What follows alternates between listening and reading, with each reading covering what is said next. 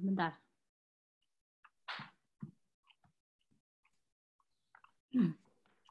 Assalamualaikum warahmatullahi wabarakatuh.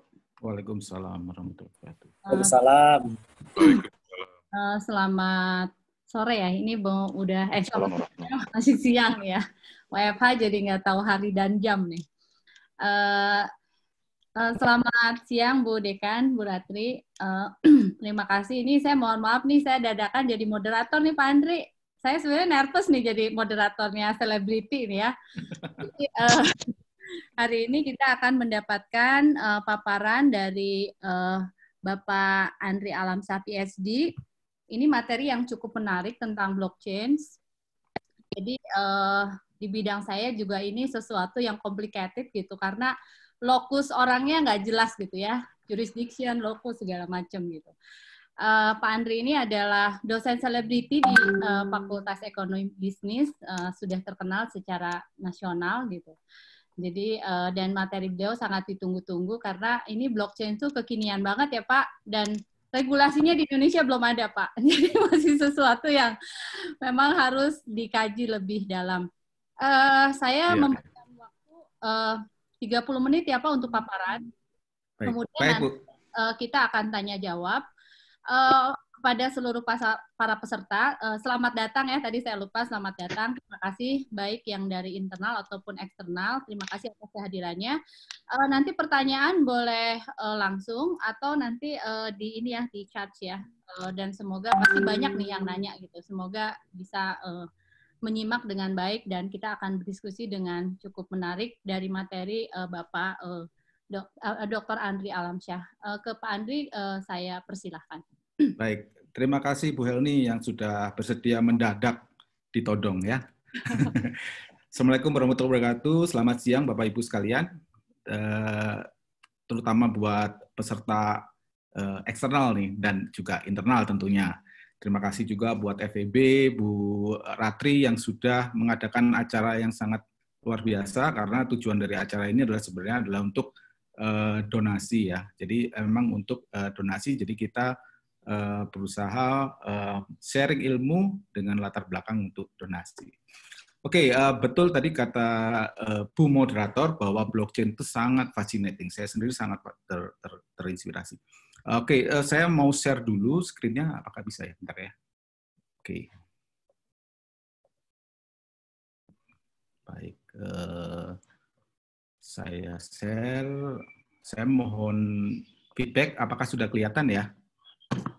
Sudah Pak Andri, sudah kelihatan. Sorry. Sudah ya? Oke. Jadi blockchain ini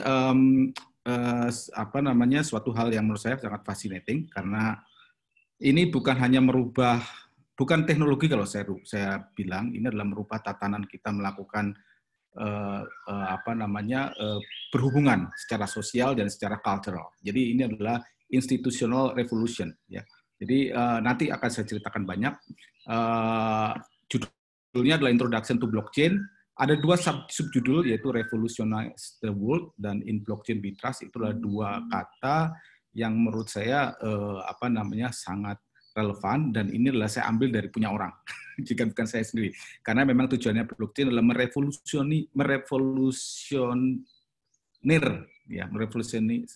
membuat dunia mengalami revolusi karena sekarang dunia kita itu banyak sekali hal-hal yang tidak adil atau banyak hal-hal yang tidak efisien. Contohnya adalah bagaimana orang yang miskin susah sekali menjadi kaya dan orang kaya menjadi semakin kaya. Itulah contoh dari kita tidak punya sistem yang bisa mengontrol bahwa semua orang itu egaliter. Ya, sistem kita ekonomi yang ada sekarang inilah kapitalis, yang kaya akan semakin kaya, yang miskin itu akan susah sekali untuk kaya. Nanti akan saya ceritakan lagi. In blockchain we trust itu adalah salah satu kondisi di mana ini pertama kalinya sepanjang sejarah manusia bahwa kita bisa memberikan kepercayaan terhadap mass collaboration. Jadi selama ini kepercayaan kita itu kita berikan kepada centralized authority, termasuk itu pemerintahan, termasuk itu bank, ya, termasuk anything ya, yang kita percaya bakal membantu kita menyelesaikan masalah kita atau mengatur kita. Nah, ini pertama kalinya ada suatu mekanisme di mana kita mengatur diri kita sendiri. Ya, contohnya sebenarnya kita sudah punya namanya mass collaboration itu udah lama. Contohnya dulu di tahun-tahun awal 2000-an kita punya Kaskus di mana orang itu suka berkomentar secara bebas, tidak ada hambatan. Namun di sana juga seperti Twitter sekarang ini bebas, tapi orang bisa menggunakan kata-kata kasar, bisa menjelek-jelekan, bisa dihukum kata Bu Helni. Tapi masalahnya itu perannya jadi dari otoriti ke atas yang mengatur ke bawah. Jadi tidak ada suatu sistem yang membuat orang tidak mau melakukan itu. Ya, karena orang yang melakukan itu tidak dihukum di situ, secara sosial tidak dihukum. Jadi kita harus suatu sistem yang bisa memberikan insentif orang untuk selalu berbuat baik, berkontribusi terhadap suatu lingkungannya, society. Jadi ini adalah dua hal dari blockchain revolution dan system innovation, dua sumber. Blockchain revolution adalah buku dari Don Tapscott, menurut saya sangat bagus. Saya sarankan untuk dibaca. Ya. Kemudian System Innovation itu dari YouTube. Jadi ini dua hal itu. Saya kok nggak bisa. Oke. Jadi saya sebenarnya adalah data scientist atau bergelut di big data sejak tahun 2012. Sekarang udah 8 tahun. Tapi sejak setahun terakhir ini saya mulai fokus di blockchain karena saya lihat potensi blockchain itu bukan hanya sebagai alat, tapi yang dirubah itulah fundamental di bawahnya, ya. Karena kalau kita big data, bagaimana cara mengambil data, bagaimana menghitung data skala besar itu semua hanyalah cara, ya. Tapi kalau blockchain itu adalah bagaimana kita itu bisa mempercayai orang-orang yang kita tidak kenal sebelumnya, ya. Kita tidak tahu, kita bahkan mungkin orang itu udah maksud jahatnya dan lain sebagainya. Jadi ini kita gunakan sistem yang blockchain. Saya ceritakan, ini agak terlalu lama di sini ya. Saya ceritakan yang agak cepat aja. Jadi cerita awalnya itu kita awali dari krisis tahun 2008. Di mana di krisis itu adalah suatu akibat, kalau rekan-rekan tahu krisis tahun 2008 itu adalah salah investasi atau investasi terhadap hal-hal yang bersifat bodong. Ya. Jadi nggak ada barangnya diinvestasikan dan lain sebagainya, akhirnya kolaps lah. Kolaps itu akhirnya bank-bank itu dibantu oleh pemerintah. Nah, akhirnya karena dibantu oleh pemerintah, artinya dia pakai duit pajak rakyat juga ya saat itu. Jadi nunjukin bahwa sistem perbankan yang ada sekarang itu fragile. Ya, fragile itu kita itu nggak punya power. Ya, kita powerless ya. Jadi health of the monetary system reliant on those bank. Jadi kita serahkan aja bank karena kita percaya terhadap bank.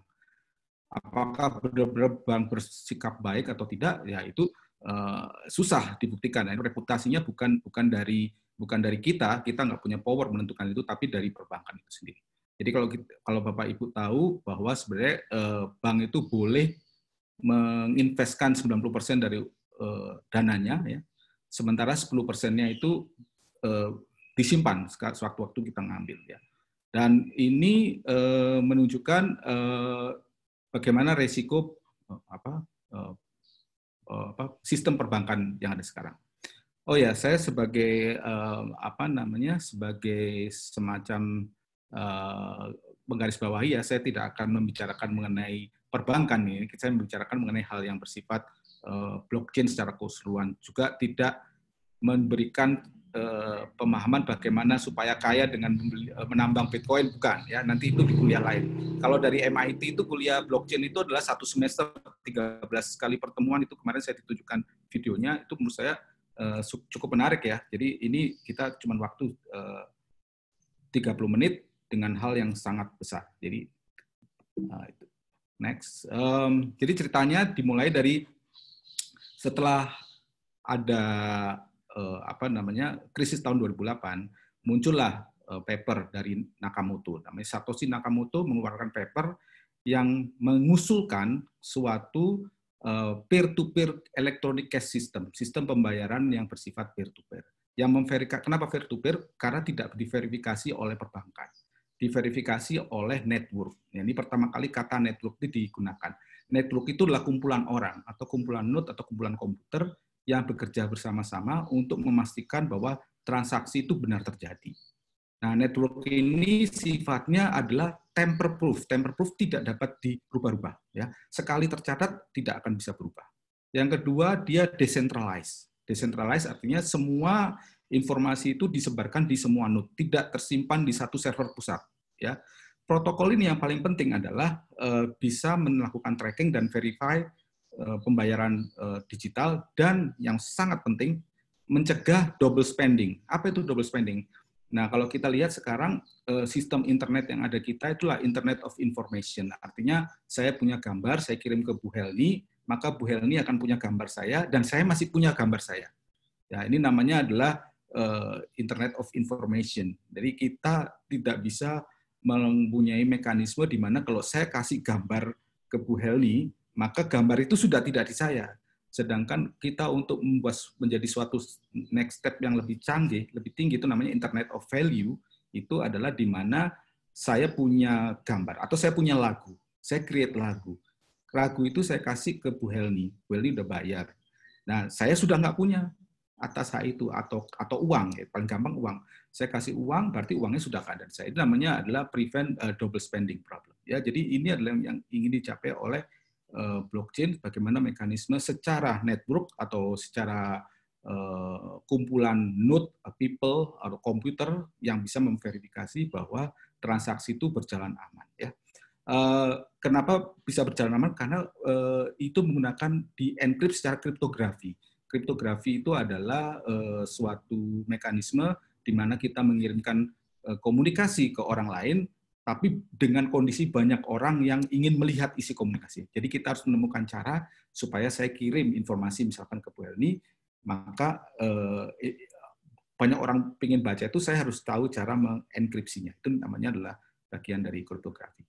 Dan berbasis namanya proof of work. Di situ adalah proof of work itu adalah network tersebut, orang-orang tersebut melakukan suatu semacam perlombaan untuk memverifikasi bahwa suatu transaksi itu berhasil apa tidak, ya, suatu transaksi itu bisa terjadi apa tidak. Jadi yang disebut proof of work ini ada menggambarkan bahwa network itu diberikan suatu penghargaan, ya, kalau orang itu melakukan kebaikan buat network, maka dia dikasih Bitcoin. Ya, contohnya ini di dalam Bitcoin, ya. Jadi melakukan memverifikasi, kan dia berusaha keras untuk memverifikasi, dia menyediakan komputernya dan lain sebagainya, maka karena usahanya itu untuk kebaikan network, maka dia dikasih koin. Nah, ini disebut sebagai insentif untuk network, ya. Jadi totally intinya kita menghilangkan namanya intermediary. Jadi kalau Bapak Ibu sekarang posisinya masih di intermediary atau kita punya bisnis intermediary, siap-siap, karena blockchain itu kalau diramalkan 5 tahun akan mengganti semua intermediary ini. Nah, kalau dulu bisnis modelnya adalah saya Gojek, bahwa Gojek itu saya mempertemukan penumpang dan tukang ojek. Nah, mungkin nantinya nggak perlu ada Gojeknya, nggak perlu ada aplikasinya, tapi antar peer-to-peer, antar tukang ojek dan penumpang itu ada. Saya sebagai penumpang, saya mungkin mau ke Bandung naik motor, mungkin ada orang yang menebeng, saya pengen boleh, saya akan dikasih uang gitu, bukan hanya terima kasih aja, tapi ada insentif buat saya dan sebagainya. Ini intinya seperti itu. Jadi kalau kita yang ada sekarang, ya, definisinya itu blockchain itu adalah public ledger, itu semacam catatan yang tersebar di seluruh network, ya, yang akan diupdate setiap 10 menit sekali. Ini termasuk angka yang sedikit lambat, ya. Harusnya zaman sekarang banyak solusi untuk memperbaiki Bitcoin sehingga update untuk transaksi itu tidak lebih lambat, tidak 10 menit tapi lebih cepat. Contoh misalkan mau beli McD misalkan, masa nunggu 10 menit, ya, padahal di transaksi di bank atau sebagainya jauh lebih cepat. Ini jadi masih problem sekarang, ya.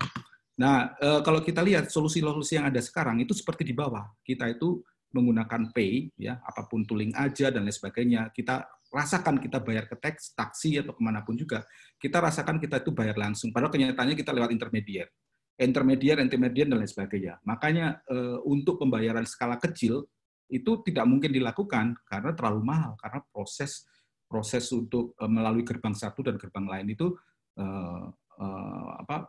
ada minimumnya. Jadi untuk microtransaction kondisi yang sekarang sulit. Makanya kalau kita misalkan TKI keluar ngirim duit ke Indonesia gitu kan, Nah, itu kan prosesnya ngirim duitnya juga lama gitu. Nah, kalau kita punya suatu sistem yang berbasis blockchain, itu kan bisa dikirim secara langsung, ya, bisa dikirim secara langsung.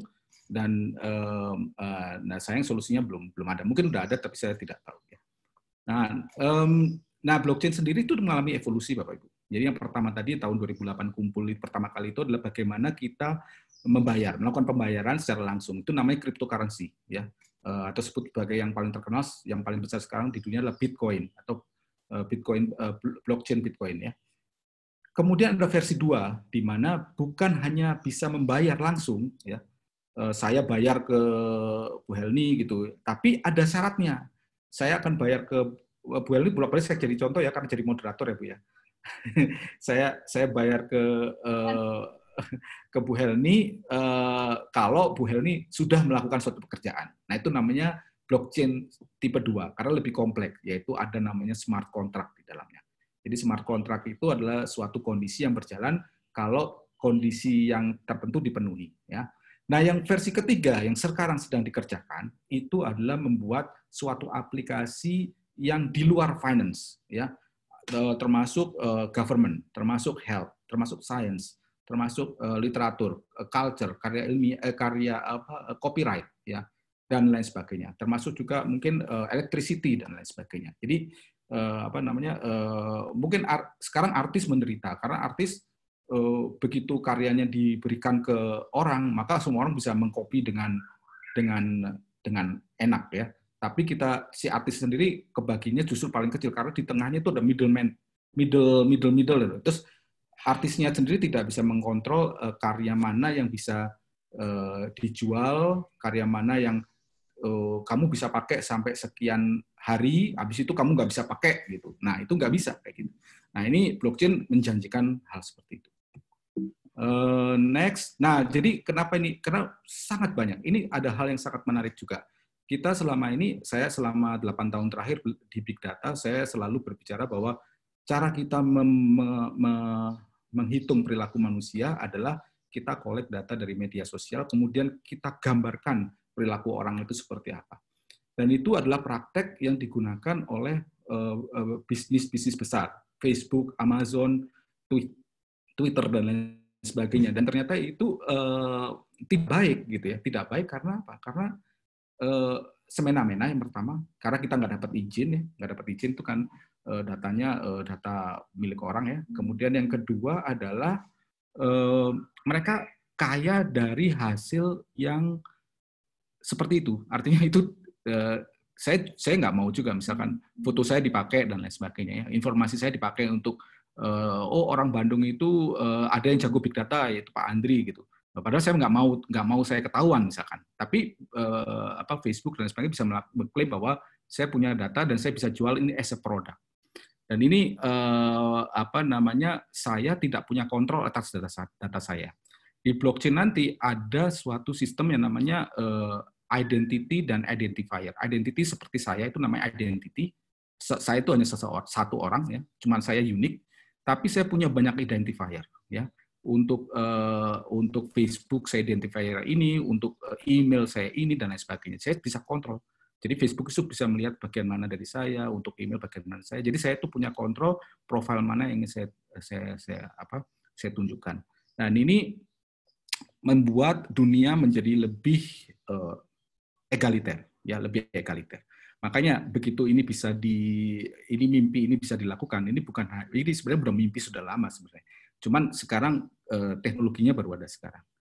Akan merubah sosial, ekonomik dan teknologi. Ini kita sudah nggak lewat domain apa yang kita lakukan ya. Jadi ini sangat menarik, kompleks ya.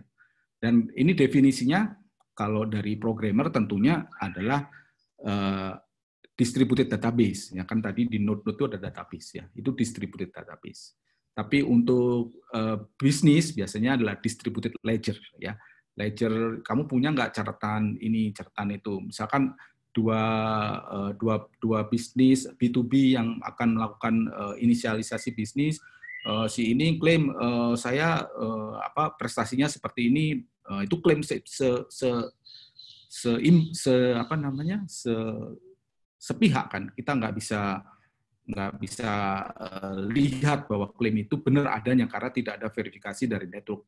Ya, contohnya yang di Amerika, Enron, kalau tahu Enron itu melakukan pemalsuan laporan keuangan sampai semua orang nggak tahu gitu ya, tahu-tahu bangkrut aja. Dan itu tidak akan mungkin terjadi karena secara publik ya performance dia akan kelihatan. Jadi itu untuk bisnis akan ada ledger-nya yang bisa ada di mana-mana ya. Kemudian untuk teknologis, nah ini yang paling menarik teknologis.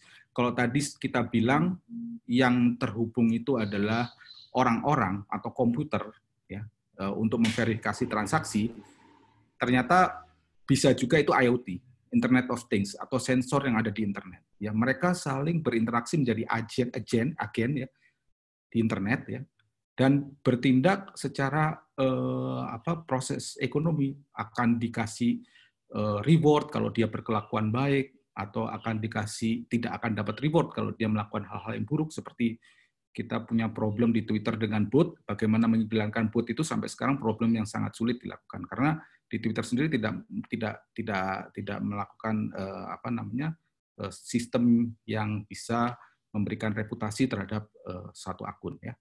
Dan terhadap semua orang ya, tool the rest of the world itu adalah tool untuk melakukan desentralisasi ya. Kalau kita lihat sekarang contohnya visa itu ada negara yang peringkat visanya tinggi, ada yang rendah. Nah mungkin sebenarnya kita bisa bayangkan ke depan itu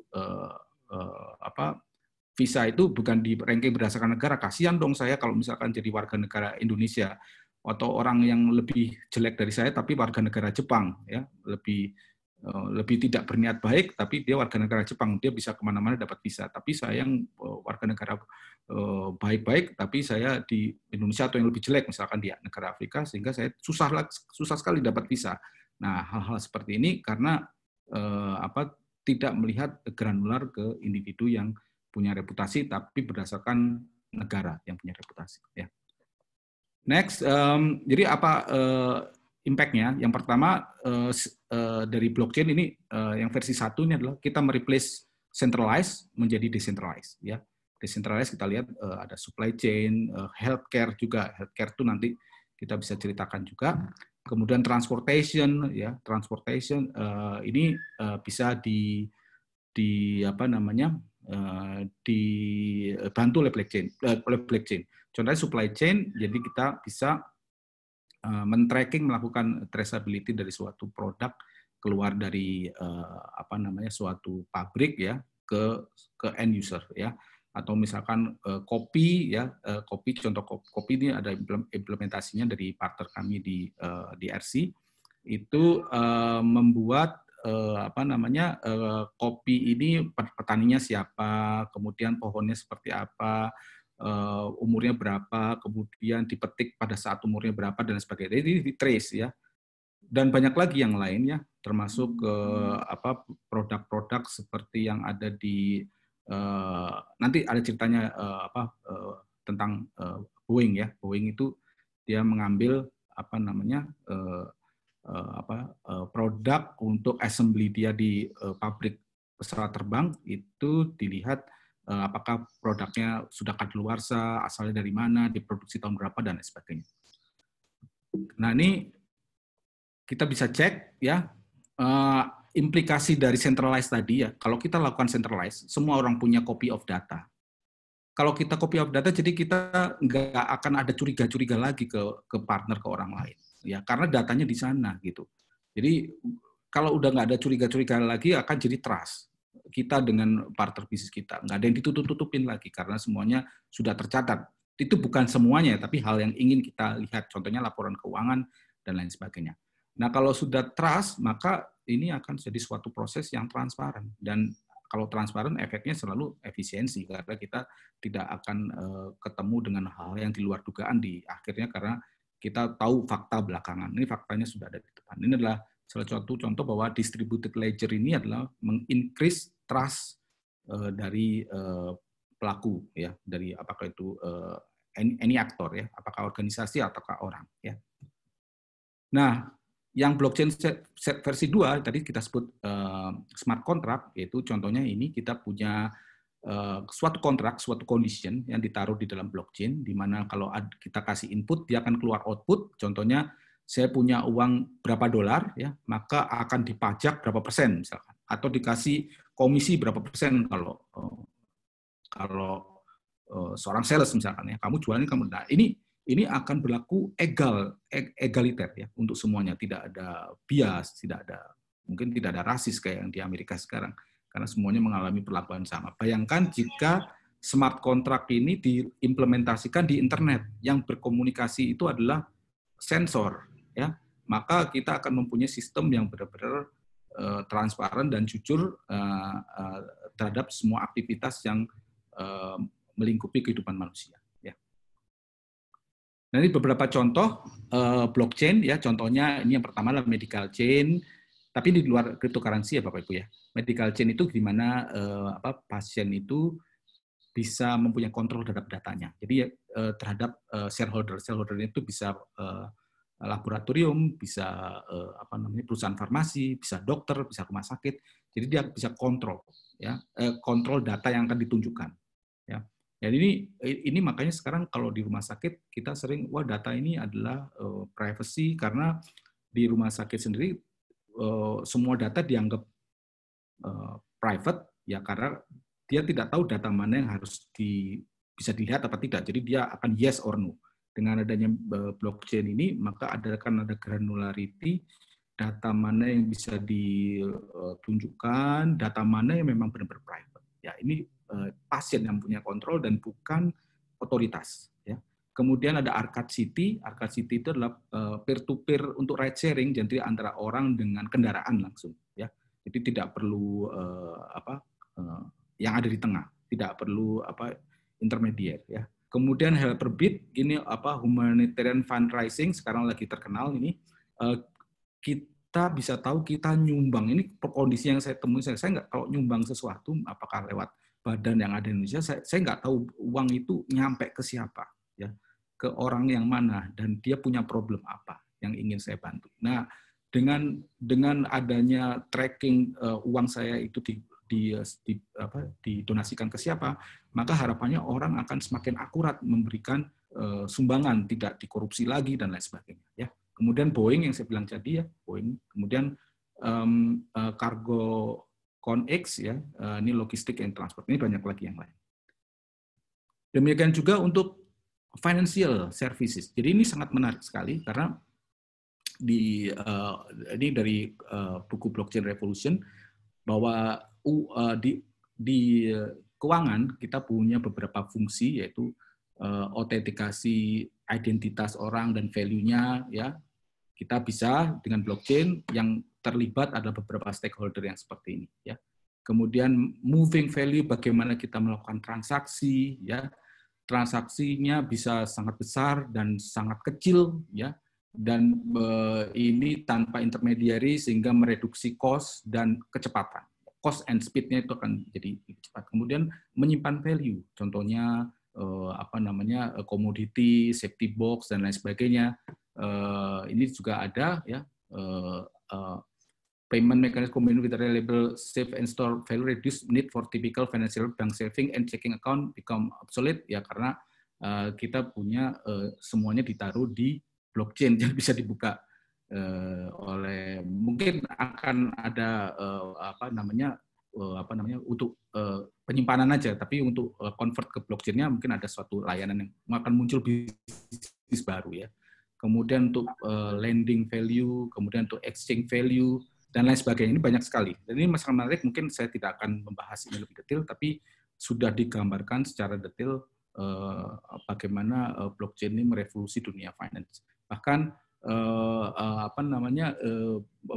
bank meskipun rada ketar-ketir, mereka juga bikin konsorsium untuk mengembangkan blockchain yang salah satu produknya adalah Hyperledger yang dibuat oleh IBM, ya. Nah, topiknya apa? Jadi ya bentar, Andri, sudah jam 14, ya. Boleh ditambah sedikit, ya. Masih banyak, Kak. Silakan. Wah, banyak sekali. Ya, oke.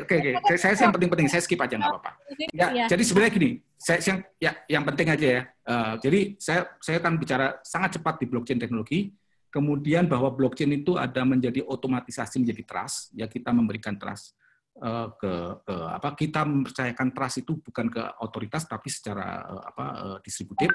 Kemudian ada namanya token ekonomi, bagaimana setiap tindakan itu menerbitkan suatu nilai ekonomi, ya apakah itu reputasi dan lain sebagainya. Dan yang terakhir adalah blockchain application. Mohon maaf Bu, memang ini mata kuliah 13 kali pertemuan, jadi mungkin mungkin nanti jadikan suatu kuliah Bu. Oke, blockchain teknologi, ini jadi sebenarnya kalau kita lihat agak mudah sih, ini hanya adalah gabungan dari kriptografi dan distributed computing. Kalau teman-teman dari teknik adalah dua teknologi yang sudah lama dari tahun 90, mungkin 80-an juga udah ada. Kriptografi udah lama, distributed computing udah ada, tapi ini dua-duanya secara brilian digabungkan oleh Nakamoto menjadi suatu produk yang namanya blockchain. Nah, ini sangat menarik karena kalau kita lihat di sini, kalau kita punya contohnya, biasanya kita punya klasik database itu tersimpan di satu tempat, ini mah data itu di-encrypt dulu, kemudian ditaruh di blok, ya, di-encrypt kemudian ditaruh di blok, terus di bloknya itu dibikin deretan, itu namanya blockchain, ya. Nah, begitu kita lakukan diurut gitu ya, ini kan diurut ya, dari sini diurut ke sini, ini merefer ke blok yang selanjutnya, ya. Kalau kita rubah salah satunya, maka yang lain sudah tidak legal lagi. Orang tahu bahwa itu ada perubahan. Makanya blockchain itu meningkatkan trust, karena kalau ada yang curang itu akan kelihatan. Dan untuk melakukan curang itu akan sulit karena ada kriptografi tadi. Begitu kita melakukan proses encrypt terhadap suatu data, maka dia tidak bisa dibalik lagi. Ya. One way ini ya. Nah, kemudian contohnya ini kelihatan kayak gini, didesain immutable, tidak bisa di-delete, tidak bisa kokoh gitu ya. Kemudian kalaupun kita lakukan delete ya, contohnya ini kayak gini ya, ada satu blok merefer blok sebelumnya dan lain sebagainya dengan hash value segini. Kalau kita delete satu, maka yang lain jadi tidak berlaku. Nah, jadi garis chain ini tidak berlaku. Jadi chain tidak berlaku berarti sudah tidak diakui sebagai suatu hal yang real, berarti ada orang yang berusaha untuk melakukan curang gitu ya. Apalagi ya, nah ini sekali ditulis maka dia tidak tidak bisa dirubah. Nah ini public key, ini saya cerita tadi, namanya ada asymmetric cryptography ya, asymmetric ada private key dan public key, di mana dua pasang ini menunjukkan tadi gambarannya ya, secara saya nggak ngomong secara teknik, bahwa seorang itu yang saya punya private key, tapi saya bisa bikin banyak public key. Public key itu akan saya sebarkan kemana-mana, ya. Tapi untuk membuka public key orang, ya, yang ditujukan ke saya harus punya private key. Jadi private key itu saya yang menunjukkan identitas saya. Dan public key itu adalah identifier diri saya. Dan identifier tentunya bukan keseluruhan informasi dari diri yang disebarkan, tapi hanya sebagian-sebagian. Ya. Yang menarik agak di belakang. Jadi ini oke lah, saya Bu Helni berapa lama lagi Bu? 5 menit lagi ya Pak ya. Wah. Karena udah ngantri yang nanya nih Pak. Waduh. Oke, jadi ini trust machine. Trust machine itu adalah bagaimana kita mempercayai suatu mekanisme tanpa kita perlu mempercayai bank. Kenapa kita harus percaya? Karena orang itu berusaha keras untuk berbuat baik di sana.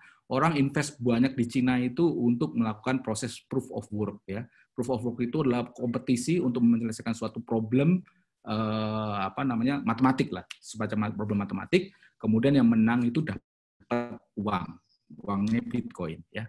Kemudian jadi kita perlu suatu mekanisme seperti ini ya, yang ada proof of work, yang dimana orang-orang bersaing, karena di networking banyak sekali orang yang tidak bisa kita percaya ya, banyak penjahat lah istilahnya ya. Nah, bagaimana kita mengalahkan penjahat itu? Harus orang-orang baik berkumpul menjadi satu. Maka ini menjadi suatu konsensus ya. Kalau orang jahatnya tidak bisa mengalahkan konsensus ini, maka orang jahat, orang baik akan menang ya. Tentunya blockchain tidak akan berlaku sebaiknya kalau dikuasai orang jahat ya semuanya jahat gitu. Tapi rasanya tidak mungkin karena kan ini sudah mendunia ya. Oke, ini technical, saya skip dulu. Nah, ini contohnya adalah saya membuat contoh di bawah. Intellectual property ya, intellectual property itu hal yang sangat-sangat bermasalah ya, problematik buat artis dan orang yang punya karya, karena selama ini sampai sekarang pun selalu butuh orang pihak ketiga untuk memanage apakah itu rekaman, apakah itu video, apakah itu contoh YouTube juga, itu kita nggak bisa mengontrol. Yang ngontrol itu orang lain, kita tunduk terhadap orang lain. Dan dengan adanya smart contract, kita bisa buat semacam mekanisme untuk orang bisa akses intellectual property kita dalam hak limited. Ya. Next, kemudian ini trust machine juga. Contohnya gini, ini suatu perusahaan, ini any kind of business, kita punya kontrak yang sangat banyak, terus kita pusing juga ya, ada kontrak kesehatan, kontrak pekerja paruh waktu, kontrak ke bisnis. Nah, ini itu adalah kondisi yang cukup ideal kita lakukan smart contract ya. Kemudian smart contract kita masukkan ke dalam blockchain, kemudian blockchain itu kan men-trigger, udah waktunya saya gajian ya, udah gajinya turun langsung. Nggak peduli hari libur apa tidak. Gitu. Hari libur tidak itu kan misalnya banknya karena tutup apa tidak. Tapi ini semuanya kalau saya dapat menjual banyak saya dapat bonus, nah itu nggak bisa dikotak-katik lagi karena udah tertulis di smart contract. Jadi pegawai atau karyawan juga tahu bahwa itu adalah fair system. Next, nah ini token ekonomi, ini cukup menarik juga. Kondisinya adalah token ekonomi itu adalah bagaimana kita menghargai suatu ketindakan itu dengan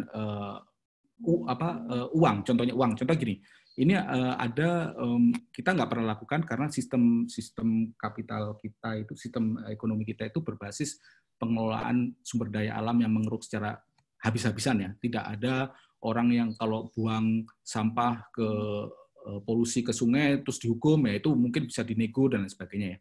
Tapi ini ada kondisi seperti gimana kalau orang menanam pohon ya, menanam pohon berbuat kebaikan itu dapat token R. Token R itu adalah dia berbuat baik dapat bonus. Tapi orang yang membawa mobil karena mengeluarkan CO2, maka dia harus bayar tokennya.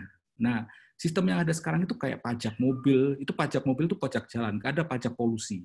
Nah, itu tidak bisa di-cover, tidak bisa dihitung, tidak bisa dihukum gitu ya. Kemudian juga untuk transport jalan raya. Misalkan saya pengen buru-buru, saya telat ya. Semua orang dianggap sama harus mematuhi aturan lalu lintas. Ya, bagaimana kita pergi suatu orang yang mau lebih cepat, orang yang minggir akan dapat apresiasi, dapat token, dapat. Jadi yang pesan yang saya inginkan, kalau kita ingin menundukkan orang, membuat orang berbuat baik, itu tidak cukup hanya etika atau rules kalau menurut saya. Jadi emang harus kasih reward. Ini hal yang tidak ada di sistem yang ada sekarang. Jadi reward ini akan membuat orang dikasih penghargaan terhadap budi baik, langkah baik yang dilakukan. Oke, ini saya skip ya Bu ya. Oke, sorry Bu, ini sangat menarik sebenarnya. Oke. Nah, kalau di ekonomi sendiri, tentunya ini beberapa aplikasi ya di ekonomi. Blockchain itu punya kapasitas untuk mendesentralisasikan aktivitas ekonomi secara P2P ya, mensupport economic inclusion karena tadi ada ada fairness, kemudian ada lower barrier untuk orang masuk, tidak perlu akun bank dan lain sebagainya. Terus identity juga bisa bisa diatur, mana untuk bisnis, mana untuk privacy dan lain sebagainya. Dan ini adalah dua area yang saya identifikasinya. Sebenarnya ada marketing juga sih, tapi ini yang paling besar saat ini adalah supply chain. Supply chain ini adalah banyak sekali blockchain yang diminta di market. Kemudian di finance, dua hal ini ya. Kemudian untuk environment yang saya bilang tadi, kita itu punya kondisi di mana alam ini sudah hampir habis ya, ininya 50% ya. Kita punya krisis environment di mana sistem ekonomi kita itu tidak, terutama di ngitung GDP orang itu, GDP dihitung hanya dari uang gitu ya, tidak dari memelihara lingkungan ya. Makanya overuse natural resources, hutan-hutan di Sumatera, di Kalimantan dipotongin ya orang akan tutup mata kalau GDP-nya bagus ya. Jadi kita nggak ada natural capital accounting. Jadi ini dengan adanya solusi ini maka akan bisa membuat dunia lebih egal ya. equal ya. Kemudian di society sendiri juga seperti itu ya. Jadi sekarang kita itu hierarki to network itu sudah kelihatan makanya orang banyak lari ke media sosial karena orang sudah agak muak dengan hierarki, muak dengan cara kerja, misalkan mungkin ada tidak cocok dengan cara kerja pemerintahan ya. Kemudian otoritas juga dari atas ke bawah tidak ada feedback system. Kemudian rules juga fix, tidak ada function, authority ke reputasi, close boundary to open ya. Jadi ini bisa dilihat merekonfigur basic social organization ya. Jadi yang tadinya hierarki menjadi equal ya. Kemudian ini kita sebut sebagai social institution ya. Blockchain as a social institution ya. Bisa dibangun di atas model SNA untuk memprovide trust, di mana trust itu isinya identity, reputation, dan value. Value yang diberikan orang itu terhadap community. Ya. Ini contohnya ada suatu aplikasi ya menggunakan blockchain juga ya. Ini seperti model Kaskus dan lain sebagainya, tapi dia based on blockchain sehingga setiap orang tidak akan sembarangan mengeluarkan hoax atau membuat hate speech atau mengeluarkan kata-kata kotor gitu ya. Jadi kesimpulannya gini, jadi blockchain kalau menurut pembelajaran saya selama 1 tahun terakhir ini adalah institutional teknologi. Jadi dia bukan informational teknologi karena dia merubah secara institusional. Jadi culture, habit itu reward, punishment dan lain sebagainya itu diatur oleh teknologi ini ya. Blockchain mark beginning of new digital revolution, support achieve global and systematic collaboration, focus on human interaction and cooperation. It is new coordination technology that rely on distributed and decentralized network to coordinate individual action. Jadi distributed, decentralized, mass crowding untuk mengkoordinasi pekerjaan tindakan tiap orang ya. Blockchain itu kalau kita lihat kerjaannya seperti semut, lebah gitu ya. Mereka kan intelijennya itu kolektif gitu ya. Jadi mereka itu bukan nggak ada satu yang tamak mempengaruhi yang lain. Jadi mereka itu secara kolektif mempreserve lingkungan, kemudian mengambil yang penting saja dan lain sebagainya ya. Blockchain record individual action on distributed database, terus people coordinate themselves directly to and collaborate on global scale. Jadi kita bisa berkolaborasi secara global ya. Across all domain on social cooperation, no centralized authority, no hierarchical structure. Ya, blockchain revolutionizes the way organization respond to increasing complexity of our world. Jadi contohnya banyak sekali problem di dunia ini yang ya karena kita punya karena kita ada politics dan kita ada greedy dan lain sebagainya. Dan itu tidak bisa diadres oleh current system ya. Jadi kita butuh suatu sistem yang distributed, trusted, automatic, transparent ya. Current central authority face the limited capacity problem. Nah, jadi gimana pemerintah sendiri juga kalau sekarang kita punya problem pemerintah pusing banget ya memang betul karena problemnya itu sangat kompleks. Jadi bagaimana kalau kita libatkan masyarakat? Bagaimana kalau masyarakat itu dilibatkan mengawasi PDP, ODP, dan lain sebagainya. Karena semuanya dibalikin lagi ke pemerintah. Karena nggak ada sistemnya untuk melakukan itu. It's not enough to create decentralized technology if we do not make resilient to reconciliation at the institutional, cultural level. We have to integrate both aspect. Ini adalah Yochai Benkler dari Harvard, kalau nggak salah. Jadi dia pesankan bahwa kita bikin teknologi yang canggih-canggih itu nggak penting juga kalau nggak ada perubahan dari habit atau budaya atau sikap ya mental. Kalau mental itu diomongin bolak-balik juga namanya manusia karena tidak ada reward untuk melakukan hal yang baik itu. Baik, ini kita di ASI juga ada kalau ingin lebih dalam itu ada sertifikasi blockchain ya. Blockchain ini akan ada 3 hari sertifikasi, nanti bisa kontak ke saya untuk lebih dalam karena mohon maaf ini tadi menurut saya terlalu banyak yang di skip juga. Saya kira 1 jam ternyata setengah jam ya. Oke, mungkin terakhirnya adalah blockchain is an incorruptible digital ledger of economic transaction that can be programmed to record not just financial transaction but virtually everything of value. Baik, begitu Bu Helni, mohon maaf kalau terlalu cepat. Terima kasih Pak Andri, cukup menarik. Jadi tadi dikatakan bahwa blockchain ini sebenarnya seperti dunia baru ya, community baru gitu. Jadi tadi dikatakan bahwa ada bentuk baru, kemudian krusial tentang data, kemudian pelaku ya, dan ternyata blockchain itu untuk segala bidang gitu. Selama ini kan kita dengarnya hanya Bitcoin aja gitu ya, padahal blockchain untuk banyak bidang. Tadi ada pesan sponsor ya Pak, ini kuliahnya 14 kali pertemuan, jadi kalau yang berminat nanti ikut sertifikasi aja ya Pak ya. Punten Bu, saya nyelipin, itu pesanan Bu Ina soalnya. Oh gitu. Wah, yang harus tanggung jawab Bu Ina ya. Nah, terima kasih. Ini saya mulai dari yang bertanya ya. Jadi saya mulai dari mau satu-satu atau bertanya Boleh dulu? Ibu atur aja. Oke ya. Saya kasih 3 dulu dari eksternal. Ada Pak Iksan, kemudian Pak Doni, dan Pak Putu. Silahkan. Itu harus di itu dulu, di-unmute dulu kayaknya. Oke, Iksan duluan ya Bu ya? Ya, betul. Ya. Oke. Terima kasih Bu. Pak Andri, selamat siang Pak Andri. Selamat siang Pak Iksan.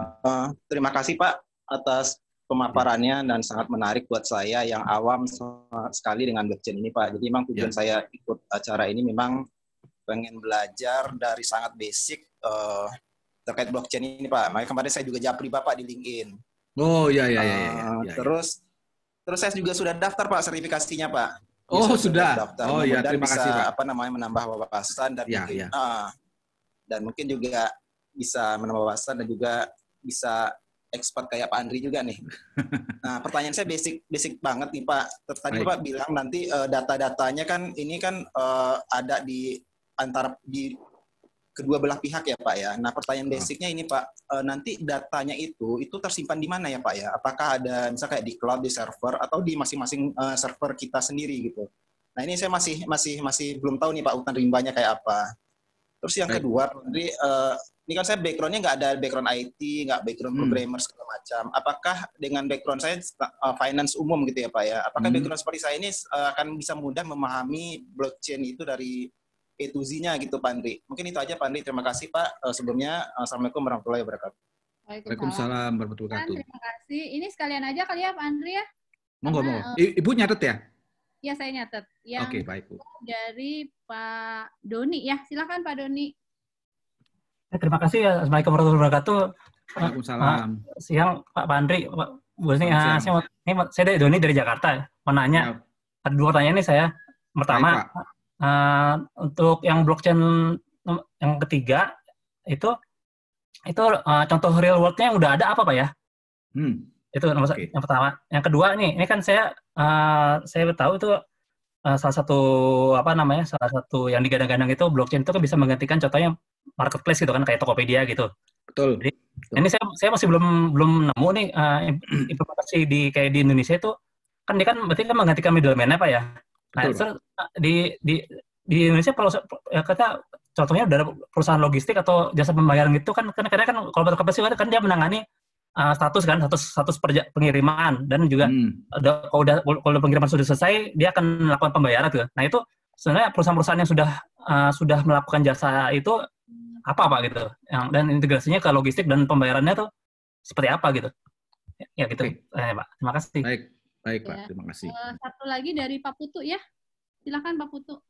Terima kasih, selamat siang Pak Andri. Assalamualaikum warahmatullahi wabarakatuh. Waalaikumsalam. Saya Putu dari PT Sapien Teknologi Indonesia. Pertanyaannya, tadi disebutkan kan di awal bahwa kita belum ada regulator ya Pak. Nah, ini terkait regulator sih. Mengingatkan cakupan blockchain ini kan tidak terbatas pada satu negara. Jadi dia cakupannya transaksi itu global ya. Nah, ini apakah nanti regulator itu akan punya kontrol terhadap datanya? Itu yang satu. Yang kedua, jika tidak, peran regulator sebatas apa gitu Pak? Itu aja mungkin Pak. Terima kasih. Assalamualaikum warahmatullahi wabarakatuh. Waalaikumsalam warahmatullahi wabarakatuh. Regulator nanti berantem sama Bu Hen nih saya. Orang regulator. Pertanyaan pertama tentang ini lokus data ya Pak. Kemudian lokus data tersimpan di mana karena ada data di kedua. Kemudian yang kedua Pak Isan ini latar belakangnya finance gitu. Baik, Pak Isan, untuk data, gini Pak, jadi data itu tersimpan di network, Pak, di network of blockchain. Nah, kalau dibayangin, Bapak sekarang kayak kerja kayak di cloud juga nggak tahu servernya di mana ya. Ya, data itu bisa Bapak simpan di Google Drive Bapak, ya. Bapak kasih key-nya, ya, key pengenalkan kita pakai public key dan lain sebagainya. Nah, itu bisa diambil, Pak. Jadi yang ada di komputer tiap orang itu adalah informasi chain-nya, Pak. Informasi transaksinya. Jadi transaksi dari awal sampai akhir itu ada di semua komputer, ya. Nah, sementara data-datanya sendiri itu ada di mana-mana, ya. Ada di mana-mana. Misalkan contohnya kalau di misalkan Pak Iksan punya uang, nah ini ada yang menarik juga nih. Pak Iksan punya uang contohnya $100 gitu ya. Bapak punya uang $100 itu bukan dari Bapak ada semacam informasi uangnya $100, tapi itu dari berapa banyak saldo awal Bapak, kemudian transaksi yang Bapak punyai berapa. Misalkan Bapak dulu punya 1.000, kemudian Bapak berbelanja sampai akhirnya $100. Tapi $100 itu bukan dalam bentuk informasi dalam satu tempat, tapi diakumulasi dari blockchain tadi. Sementara blockchain itu sendiri ada di semua komputer, ya. Nah, mengenai public key yang akan disebar ke orang dalam bentuk aplikasi wallet dan lain sebagainya, itu informasinya bisa taruh di cloud di mana aja. Apa Dropbox, apa Google Drive. Itu yang pertama. Kemudian semua menjawab Pak ya, karena itu network ya. Kemudian kedua, apakah orang finance, apakah orang bukan teknik? Nah, justru itu saya tawarkan karena ini yang dirubah adalah bukan hanya tanggung jawab orang teknik aja, ini justru luar biasanya karena ini mencakup sosial ekonomi ya, culture, bahkan mungkin komunikasi, bahkan mungkin politik, ya, semua orang nyemplung dalam semua. Tapi untuk mengembangkan aplikasinya sendiri tentu butuh programmer. Dan kami dan juga ada konsentrasi yang blockchain developer yang kerjanya mendevelop produk itu sendiri. Tapi ya ini saya lupa tadi bilang, kita itu merubah hal yang besar itu tidak bisa saya pengen, satu industri pengen, enggak, harus ada leadership nih. Siapa yang memimpin gitu untuk merubah? Kalau nggak ada leadership ya nggak bersama-sama bergerak. Nah, leadership dia yang paling penting karena selama ini blockchain itu yang paling yang paling besar itu kan Bitcoin. Bitcoin itu karena semua orang menggunakan mata uang. Jadi bersama-sama. Dan kita untuk mencapai bersama-sama dalam skala organisasi atau perusahaan itu sulit kalau nggak ada leadernya. Bahkan mungkin kalau Anda nggak ada keinginan dari central bank, nggak ada keinginan dari pemerintah ya juga nggak akan jalan-jalan. Itu jadi menurut saya aspek non teknisnya jauh lebih besar dari aspek teknis sih. Karena aspek teknis mungkin hanya 10% dari problem di blockchain. 90%-nya adalah non teknis. Begitu Bu, semoga bisa menjawab Bu. Pak Iksan, sorry. Terima kasih ya. Ini dari Pak Doni ya. Jadi pertama yang tentang contoh dari blockchain transformasi ketiga ya. Kemudian yang kedua, blockchain ini bisa mengganti platform seperti Tokopedia dan sebagainya. Jadi menanyakan tentang complicated-nya dari logistik, finansial, dan sebagainya. Silakan Pak Andri. Baik, yang di generation ketiga itu adalah setiap node itu bisa setiap user. Ya, kita bisa bayangin bahwa node itu kalau kita sekarang di internet zaman sekarang, node itu adalah saya. Saya itu akan terbuka semua informasi saya. Email saya terbuka, ini Andri kerjanya di mana, karyanya di mana, itu semuanya terbuka, Pak. Nah, generation ketiga itu, kita sebagai user itu bisa memilih mana yang bisa kita keluarkan. Dan ada tambahan lagi, yang bergerak itu adalah autonomous, Pak. Autonomous itu adalah sensor-sensor itu, atau bot, atau coding yang akan men-trigger requirement sesuai dengan yang kita lakukan. Contohnya yang tadi, misalkan bagaimana tadi kita tahu orang yang menanam pohon itu bisa dapat reputasi, sementara yang membuang polusi pakai mobil itu yang harus bayar. Nah, itu harus banyak sekali sensor yang bisa merekam itu, ya. Di jalan raya itu pasang sensor yang bisa berinteraksi di next generation internet of value tadi, dan mereka exchange value, dan mereka exchange kontrak, dan mereka membuat reputasi terhadap node yang ada. Mungkin akan sulit dibayangkan karena ini adalah pasti proses mengganti Internet of Information yang ada sekarang, orang sudah semakin muak. Jadi harapannya kalau dari Gartner itu less than 5 years kita udah akan full blockchain. Jadi kita prepare dari sekarang. Sementara yang kedua tadi adalah middleman atau contohnya Tokopedia. Jelas nanti bisnis modelnya nggak akan seperti sekarang. Kayak yang jelas saya akan langsung berhubungan dengan end user. Ya, saya jual, saya akan langsung berhubungan. Saya akan publish bahwa saya punya produk, ya, kemudian orang akan langsung berhubungan dengan saya. Dan yang dilakukan oleh Tokopedia itu adalah, saya nyebutin merek apapun ya, semacam Tokopedia itu adalah matching market, ya, kemudian membantu melakukan transaksi, ya. Kemudian yang terakhir adalah menggaransi bahwa barangnya itu sesuai. Nah, transaksi dan barangnya sesuai itu sebenarnya nggak perlu, karena kalau begitu ada blockchain, karena itu akan jadi reputasi dari orang tersebut. Jadi orang yang berbuat curang, menjual barang yang jelek, maka dia akan mendapatkan reputasi jelek, ya. Dan itu orang tidak akan hilang soal catatan reputasi jelek itu. Ya seperti kita bilang ke masyarakat, jangan sekali-sekali menggunakan kata-kata kasar di internet, karena nggak akan hilang, ya seperti itu. Jadi blockchain itu akan terus ada. Dan seperti Tokopedia atau semacamnya, mungkin nanti perannya akan jadi semakin kecil. Mungkin kalau saya bayangkan hanya matching, ya, atau mereka membangun blockchain sendiri untuk mematchingkan market. Ya, jadi akan totally different business model. Itu yang harus kita. Itu Bu, semoga bisa menjawab. Ya, menarik sekali ya. Yang terakhir dari Pak Putu ya, jadi menanyakan tentang ini sebenarnya tentang regulatory dari blockchain ya, karena blockchain itu kan lokusnya nggak jelas ya Pak. Betul. Ya, jadi concern-nya adalah tentang data Pak. Wah, ini buat regulasi banyak banget tuh Pak komoditinya Pak. Jadi sebenarnya gini, kalau kita kan hidup di negara yang harus, ya, negara itu punya mengatur kehidupan bernegara termasuk regulasi. Nah, sebenarnya itu yang challenge sebagai suatu negara saat ini adalah, contohnya tadi saya bilang visa, ya. Visa itu banyak sekali problem, karena kan suatu negara belum tentu jelek kalau negaranya jelek, ya. Kita itu kan ini kan nama negara kita dari mana? Dari Indonesia nggak boleh masuk ke suatu negara, ya. Itu sedang orang itu gencar bermain, bahkan di Uni Eropa pun dibilang seperti ini, kita akan bikin suatu sistem yang across country, lewati negara gitu. Jadi rules-nya itulah apply di dunia blockchain. Bisa jadi ini kalau negara tidak tidak antisipasi atau tidak mengakomodasi, maka akan ada dunia alternatif kalau saya bilang. Akan ada dunia di mana orang melakukan transaksi, melakukan sesuatu tapi tidak ada aturan di negaranya, ya. Ya, kayak sekarang kan contohnya yang sekarang konflik pun muncul, Netflix dipajakin, ya meskipun itu nggak salah, ya benar juga, kan itu kepentingan negara. Tapi dari segi masyarakatnya, saya warga internet bukan warga Indonesia gitu. Nah, contohnya kayak gitu, saya bayar. Nah, ini adalah konflik yang tricky dan mungkin akan jadi isu yang semakin gencar dalam 5 tahun ke depan. Saya rasa seperti itu.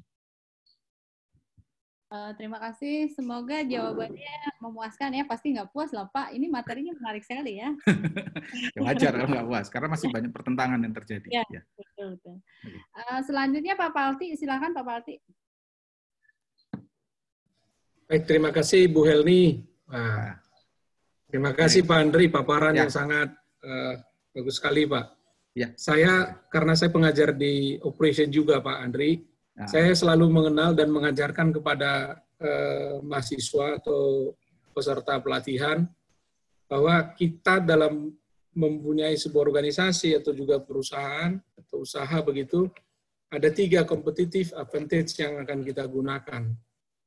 Bisa saja dia adalah cost leadership, maka kita bisa memenangkan pertarungan kalau kita lebih murah dari sisi biaya.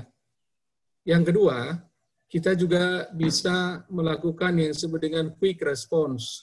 Jadi kalau kita bisa lebih cepat, maka kita akan menjadi pemenang. Ya. Kemudian yang ketiga, itu adalah differentiate. Differentiate pada khususnya itu adalah dari sisi kualitas. Kualitas maksudnya adalah kita bisa memenangkan jika kita difference dengan yang lain. Nah sekarang, di era setelah saya dengarkan tadi paparan dari Pak Andri, sepertinya tiga-tiganya nih Pak. Tapi kalau tiga-tiganya jarang sekali terjadi dalam sebuah bisnis Pak. Jarang sekali terjadi dalam sebuah bisnis. Bahkan di bukunya Hammer yang terkait dengan business process reengineering, C.P. Hammer ya, itu mengatakan bahwa business process reengineering itu biasanya itu adalah larinya kepada transformasi teknologi saja. Walaupun tiga-tiga ini rasanya terjadi sekaligus, tapi kalau saya lihat tadi di blockchain, kok bisa ya tiga-tiganya ya? Itu Pak, terima kasih. Mohon komentarnya Pak Andri. Ya, baik, terima kasih Pak. Saya juga dapat pengetahuan baru Pak. Langsung atau gimana Bu? Mau langsung atau ini Pak? Mau satu-satu gimana? Langsung aja Bu, biar saya ingat Bu ya. Ya, baik. Jadi betul Pak, saya terima kasih juga informasi tadi dari Pak Palti. Leadership di cost di apa tadi 2 lagi ya Pak ya. Jadi kalau kenapa saya bilang blockchain itu fascinated karena dia mencoba men-tackle semua isu yang tadi Pak. Jadi termasuk differentiate itu artinya kita berikan layanan lebih ya. Termasuk kita itu punya problem mendasar di trust Pak. Ya, customer itu punya problem di trust. Dan bisnis to bisnis juga trust itu jadi masalah. Dan ini akan jadi friksi Pak. Kalau udah friksi, wah problemnya banyak. Akan ada usaha yang sangat besar untuk menyelesaikan friksi. Terus apa yang bisa menyelesaikan ini? Dan itu ternyata blockchain, Pak. Jadi suatu ledger yang semuanya orang tahu, ya.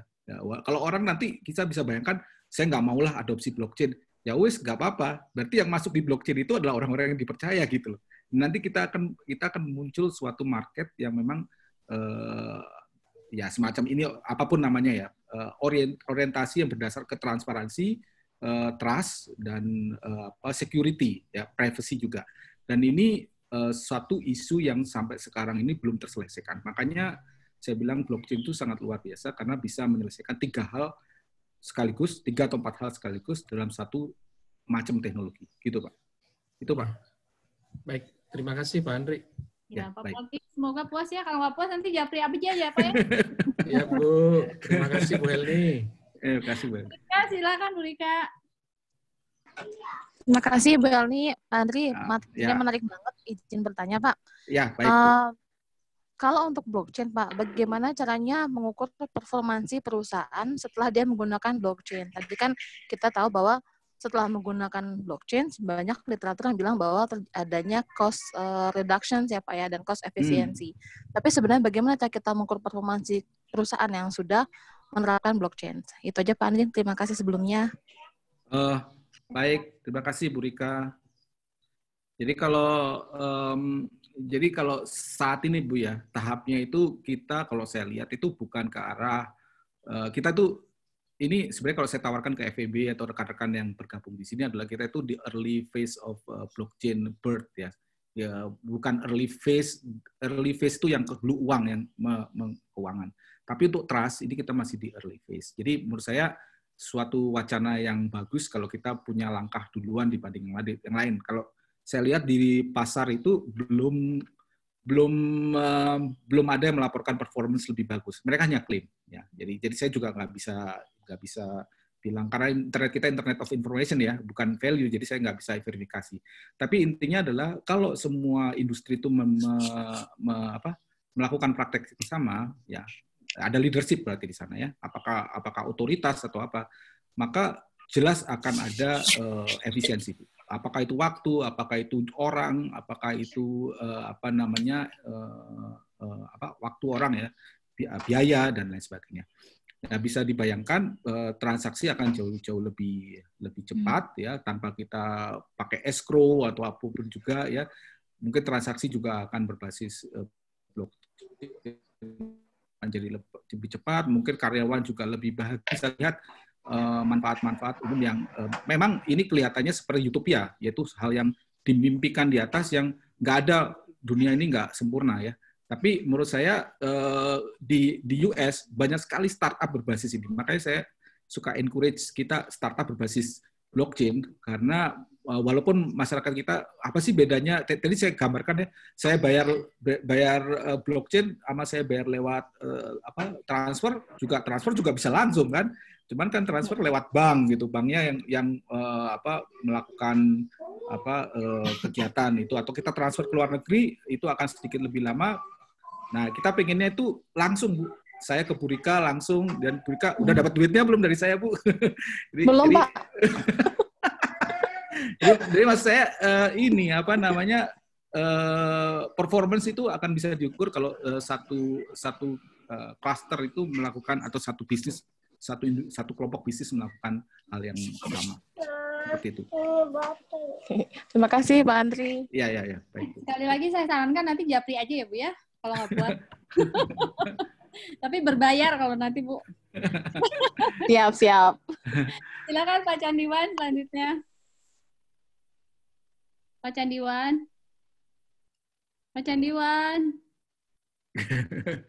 Ya, ya. Pak Dodi dulu deh, Pak Dodi. Silakan Pak Dodi. Tadi Pak Dodi tuh nanyanya hanya ini aja katanya. Apakah blockchain akan membuat suatu dunia baru yang sangat berbeda aturannya dengan dunia yang kita kenal sekarang? Oke, ini kan lewat chat ya, jadi langsung aja dijawab seperti langsung ya. Jadi ini pertanyaan menarik. Apakah blockchain akan membuat dunia baru? Ya, halo? Riwan? Yang sangat berbeda aturannya dengan dunia yang kita kenal, gitu ya, Bu ya? Iya, betul. Sebenarnya bukan dunia baru ya. Kalau dunia baru kesannya paralel multi. Dunianya ada cabangnya.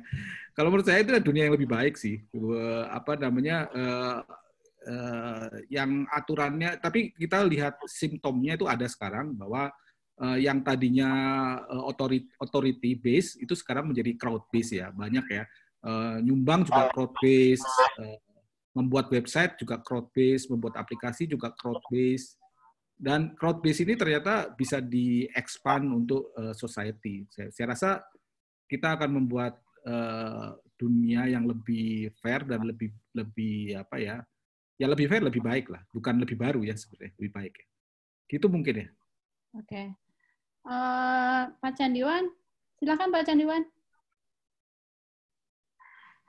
Pak Candiwan, nggak kedengeran gitu ya? Ini on sih kameranya. Pak Candiwan. Mungkin dibuka aja ini kali, Bu. Pak Candiwan. Bu. Ya, silakan. Oh iya, maaf. Nggak kedengeran tadi ya. Oh, iya. Dari tadi lebih lanjut mengenai regulasi, Pak Andri. Waduh, dikejar regulasi saya. Kalau di negara maju kan sudah lebih, di negara maju kan sudah lebih terakomodir ya mengenai blockchain ini. Sedangkan di Indonesia belum. Nah, regulasi di luar negeri itu seperti apa? Nah, mungkin nanti usulan di Indonesia seperti apa? Nah, terus yang kedua, apa yang menyebabkan blockchain mungkin di luar negeri itu lebih cepat berkembang, sedangkan di kita enggak. Nah, kalau yang ketiga, blockchain kan ini menghilangkan segala intermediate ya, segala macam di tatanan kehidupan kita. Nah, untuk dunia pendidikan kira-kira apa yang akan berubah dengan adanya blockchain ini? Itu aja Pak Andri, makasih. Ya, silakan Pak Andri. Keren pertanyaannya, Pak Candiwan. Wah, sangat menarik. Yang pertama, regulasi. Kalau di luar tuh, saya lupa ya, Bitcoin tuh kalau nggak salah bisa dipakai sebagai alat tukar, Pak. Jadi, tapi kalau sebagai alat investasi boleh nggak ya? Saya agak lupa lagi. Tapi orang boleh menerima uang, boleh melakukan transaksi menggunakan Bitcoin. Ya. Kalau di Indonesia, ya saya nggak tahu apakah Bank Indonesia-nya agak rela gitu, atau mungkin nanti yang ahli di perbankan akan bisa menjawab. Nah, untuk regulasi mungkin ada kita bisa koordinasi atau kerjasama dengan Bu Helmi dan dari finance, soalnya saya juga tidak terlalu ke sana ya. Nah, kemudian yang kedua tadi apa Bu ya? Agent ini di luar negeri kan lebih berkembang. Oh ya. Apa blockchain itu ya betul Pak. Karena sebenarnya di luar negeri dengan di Indonesia itu sama problemnya. Kita itu punya masalah dengan trust juga Pak. Jadi karena mungkin mereka lebih literate ya, jadi mereka mungkin lebih aktif mencari teknologi apa yang bisa menyelesaikan masalah trust ini. Kemudian juga jadi mereka bisa lebih cepat mengimplementasikan. Startup pun bisa lebih cepat mendapatkan customer ya kalau di sana. Kemudian contohnya orang Indonesia mungkin juga belum aware dengan privacy ya. Privacy itu mungkin mereka juga nggak tahu kalau data saya digunakan FB itu apa efeknya. Emang nggak ada efeknya buat saya, tapi nggak fair gitu. Artinya FB-nya akan semakin kaya dan saya kan nggak dapat apa-apa. Jadi fairness-nya itu belum dilihat. Gitu. Jadi ada problem kesenjangan literasi di mana di luar itu lebih aware. Gitu. Jadi makanya kayak tadi ada sekarang saya lihat donasi berbasis blockchain pun di Indonesia belum ada. Jadi saya nggak tahu uang saya kemana. Kalaupun ada, saya yakin Bapak Ibu akan pasti mau nyumbang kan. Nyumbang tahu uangnya itu diarahkan kemana, ke orang siapa, dan lain sebagainya.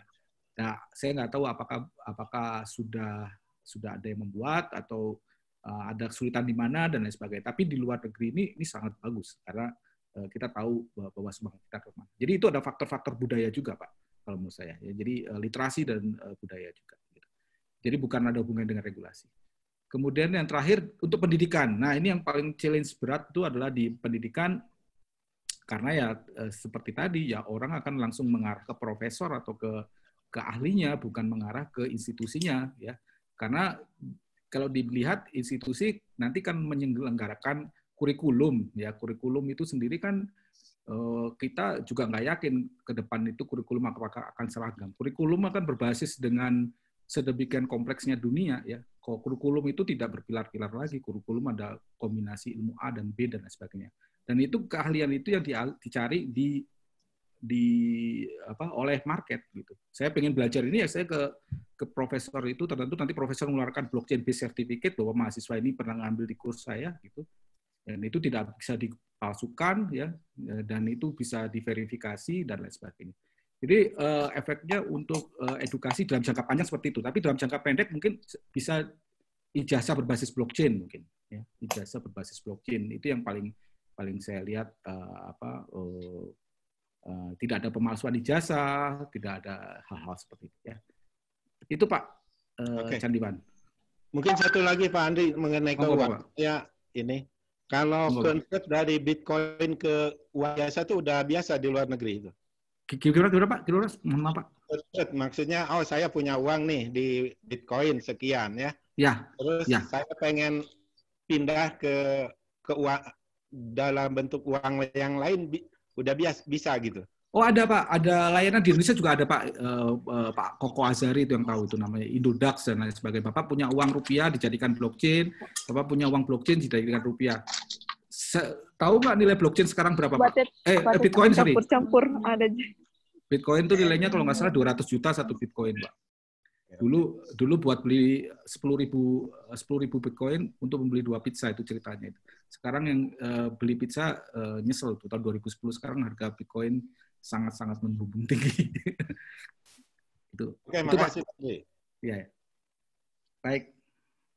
Karena tidak ada lagi penanya, jadi kita akhiri. Jadi ini padahal saya tuh masih mau nanya barusan. Oh, silakan Pak Hasan. Langsung ditutup. Jadi saya agak nervous nih. Silakan Pak Adi kalau mau nanya masih ada waktu. Monggo Pak Adi. Oh ya, makasih ya Bu Heli sama Pak Andri. Monggo. Ini saya tertarik nih dengan konsep blockchain ini kan basisnya trust sebetulnya ya. Betul. Tapi dia sendiri mendasarkan teknologi ini pada satu teknologi yang tamper proof yang basisnya adalah kriptografi gitu. Kriptografi ya. Karena itu saya jadi concern memang masalah security-nya nih Pak Andri nih. Betul. Karena kalau sampai kriptonya itu nanti bisa dijebol, artinya trust-nya akan hilang sehingga value dari semua blockchain akan hilang. Ya, karena itu adalah basis dari blockchain-nya. Nah, saya pengen nanya pendapatnya Pak Andri nih, kalau misalnya dalam bayangan saya nih ya, yang namanya kriptografi, kalau menggunakan public key encryption ini, kemungkinan besar kan bisa dijebol menggunakan brute force attack gitu kan. Nah, ini nanti ada ancaman dari yang namanya quantum computing. Nanti kita bisa lakukan attack ke sana. Kedua, ternyata sudah ada juga ancaman atau bahkan mungkin sudah kejadian ya 51% attack yang dilakukan terhadap cryptocurrency exchange sekarang. Nah, apa ada antisipasi ke depan dan bagaimana pendapat Pak Andri tentang trust kita terhadap blockchain ke depan? Terima kasih, Pak. Baik, wah pertanyaannya langsung berat nih Pak Adi ini. Jadi benar Pak, jadi blockchain yang sekarang itu menggunakan namanya apa sih namanya? Saya lupa lagi. SA apa gitu? SHA ya, SHA 256 terus. Jadi itu butuh waktu lama untuk kita melakukan brute force ya. Itu level pertama Pak. Ya, melakukan enkripsinya itu untuk melakukan membongkar enkripsi itu butuh waktu lama. Puluhan tahun dan sebagainya kalau brute force. Kecuali pakai quantum computing. Nah, setelah dienkripsi itu dia ditaruh di chain, Pak. Nah, ini jadi keduanya ini. Begitu ditaruh di chain, ya, kemudian chain itu udah jadi, kemudian ditumpuk sama chain lain-lain lagi, Pak.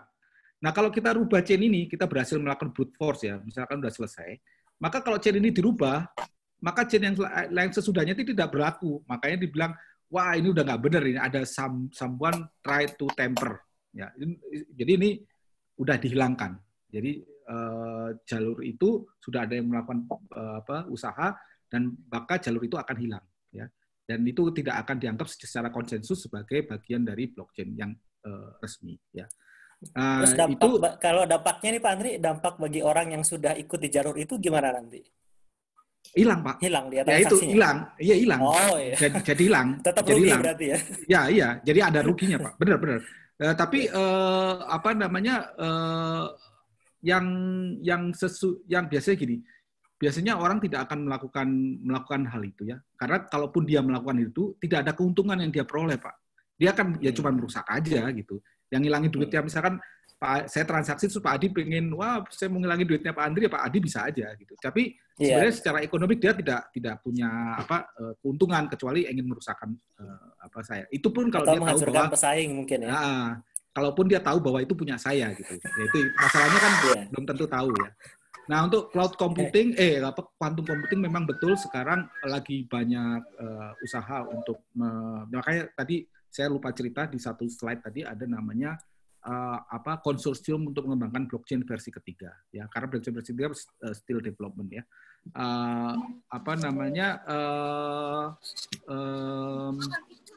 Di antaranya adalah bagaimana dia bisa meningkatkan enkripsi itu Pak di blockchain versi ketiga itu. Nah, kemudian soal civil attack juga banyak kejadian orang bikin blockchain akhirnya uangnya habis. Contohnya DAO itu uangnya habis Pak. Ada kesalahan kode hilang gitu ya. Tapi itu semua jadi proses pembelajaran dari untuk blockchain seri selanjutnya Pak. Ada kejadian akhirnya ada kode yang bisa dijebol gitu ya. Akhirnya duitnya yang harusnya punya publik disedot semua. Itu namanya civil attack yang 51% orang jahat akan men-take over blockchain yang baik. Tapi itu bukan blockchain Bitcoin ya, itu blockchain yang lain ya, yang biasanya masih kecil-kecil. Gitu Pak Adi. Baik, terima kasih Pak. Jadi kita tetap bisa trust Pak ya kesimpulannya? Ya sekarang nggak ada yang lebih baik lagi Pak soalnya. belum ada yang lebih baik lagi. Terima kasih Pak. Iya. Terima kasih Pak Adi. Trust nggak trust soal kesepakatan aja Pak. Masalahnya kesepakatan itu kalau demokratisasi bisa dimanipulasi, Bu. Ya, Bu. Kayak sekarang kan kita nggak sepakat-sepakat nih. Ada yang mau WFO, ada yang nggak WFO kan. Susah juga. Nggak sepakat-sepakat. Saya closing aja Pak. Kalau dihukum sesuatu itu gimana kesepakatan aja Pak. Iya. Trust nggak trust itu kesepakatan. Terima kasih Pak Andri Alamsyah, PhD. Diskusi yang cukup menarik karena ini kita seperti bicara sesuatu yang di other dimension gitu ya. Jadi menarik gitu ya. Tadi ada beberapa pertanyaan. Kalau lebih lanjut nanti ada kursnya ya Pak ya. Dan bisa dari berbagai latar belakang gitu ya. Kalau ada yang mau lagi mungkin nanti bisa masuk kelas Pak Andri ya kan sekarang kasus Merdeka ya Pak. Iya, kasus Merdeka kita bikin kelasnya. Terima kasih, cukup menarik. Ada pesanan dari Bu Ami, kita foto bersama dulu ya Bu Ami ya, kepada Pak Asep. Saya mohon membuka video untuk kita foto bersama. Silakan.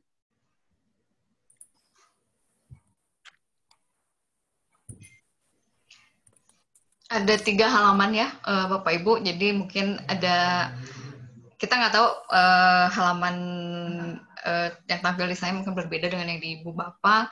Jadi saya ngambil 3 teks. Ya. Ini malah Bu Aminya nggak kebuka ya, Bu Ami? Nggak usah Bu. Oke, Bapak Ibu udah siap. 1, 2, 3. Sebentar ya. Ntar kita ulangi. 1, 2, 3.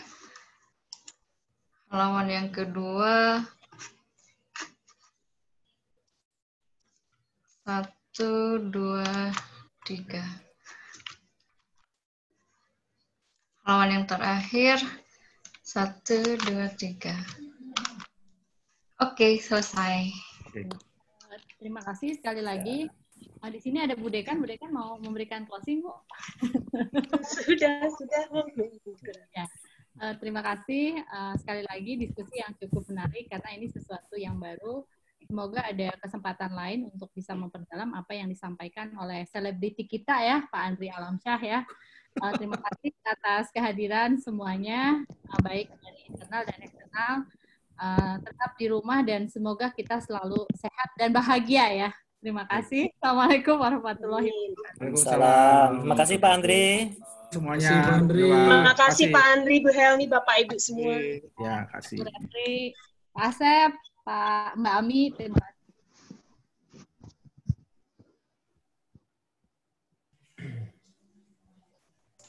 Bersama Ibu. Mari kita pindah ke Zoom yang lain. Banyak Pak ya? Iya.